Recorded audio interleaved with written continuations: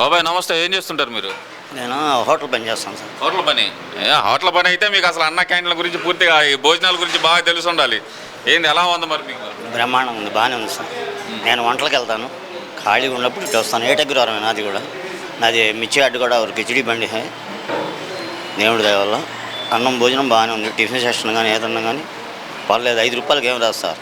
అంటే మీరు వంట మాస్టర్ అన్నారు కాబట్టి నేను సూటిగా అడుగుతున్నా అన్న, అసలు భోజనం క్వాలిటీ వంటలేదు, కూరలు బాగుంటలేదు, ఏదో పేదాల కన్నీళ్ళు తుడవడానికి మాత్రమే పెడుతున్నారు అంటున్నారన్న. 5 రూపాయలకి ఏం వస్తుంది సార్? 5 రూపాయలకి ఏం వస్తుంది సార్? బయటికి వెళ్తే 100 రూపాయలు అవుతుంది భోజనం తినాలంటే. ఇక్కడ 10 రూపాయలు పెడితే కడుపు నిండుతుంది, బయట 100 రూపాయలు అవుతుంది. బయట 100 రూపాయలు అవుతుంది. మరి బీదోళ్ళకి ఇదే పంచభత్త ప్రమాణం. క్వాలిటీ ఉంది, బాగానే ఉంది. రైస్ ప్రతి వాళ్ళు తింటున్నారు, ఉండోళ్ళు లేనోళ్ళు అందరు తింటున్నారు సార్. భోజనం బాగుంది.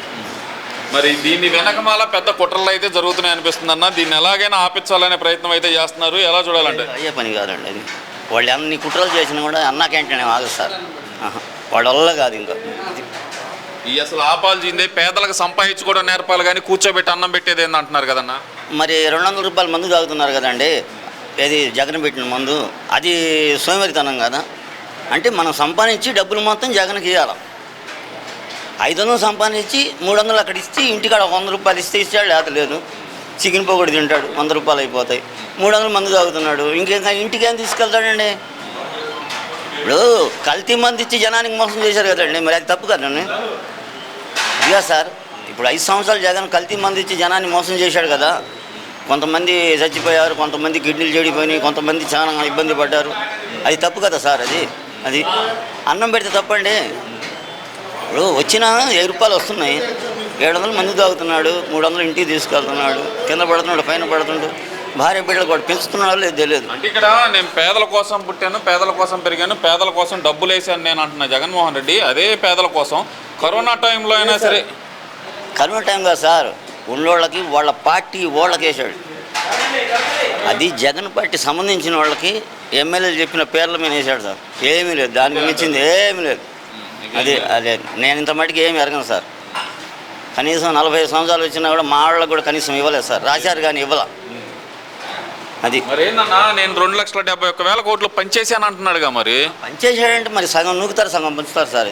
అది సగం నూకాడు, సగం పంచాడు సార్. అది దాన్ని గమనించాలి. అది ఇప్పుడు 5,000 ఆటోలకు ఇచ్చానన్నాడు, ఇచ్చింది 2 లక్షలే. మరి కథం మరి 2 లక్షలు 3 లక్షలు ఇవ్వలేదు కదా.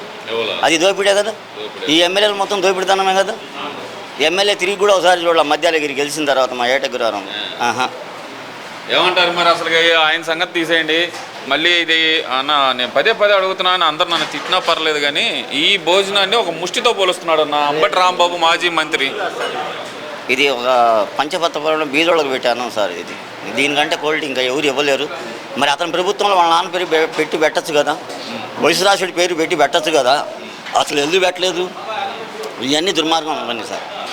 ఆయన చేసిన పని ఒక దుర్మార్గం. అంటే బీదోళ్ళు బతకడానికి లేదు సార్. బీదోళ్ళు ఎంతసేపు కూడా అక్కడనే ఉండాలి. జేబుల్లో రూపాయి ఉండదు బీదోళ్ళ దగ్గర వాస్తవంగా. ఇప్పుడు ఉంటుంది. ఇప్పుడు ఏంటంటే 10 రూపాయలతో 15 రూపాయలతో అయిపోతుంది. సంపాదించి 1 కోట్ల దాకా వెళ్ళిపోతాడు. ఇంకా చంద్రబాబు నాయుడు గారు ఇంకా తగ్గిస్తే రేట్లు మందులు, వాడు 2 కోట్ల తగ్గిన ఇంటికి 300 రూపాయలు పోతాయి. 300 రూపాయలు పోతాయి ఇంటికి. అది దానికంటే మంచిదనం ఇంకేం లేదు సార్. అది మళ్ళీ ఈ అన్నం పెట్టేసి మీకు రావాల్సిన పథకాలన్నీ ఆపేస్తున్నాడు అంటగా చంద్రబాబు నాయుడు. మరి ఇప్పుడే కదా సార్ వచ్చింది. ఇప్పుడు ఎమ్మటే ఇప్పుడు గవర్నమెంట్ వచ్చి 50 రోజులు అయింది. ఇప్పుడే పథకాలు ఎట్లా? ఒక్కొక్కటి చేస్తారు సార్, చిన్నగా చేస్తారు. ఒక్కొక్కటి అన్నా క్యాంటీన్ చేశాడు. నెక్స్ట్ బస్సు లేడీస్కి ఫ్రీ పెడతాడు. నెక్స్ట్ ఒక్కొక్క పథకం 1 సంవత్సరం పట్టుద్ది సార్ ఇవ్వడానికి. అది ఓకే అన్న, థ్యాంక్ యూ.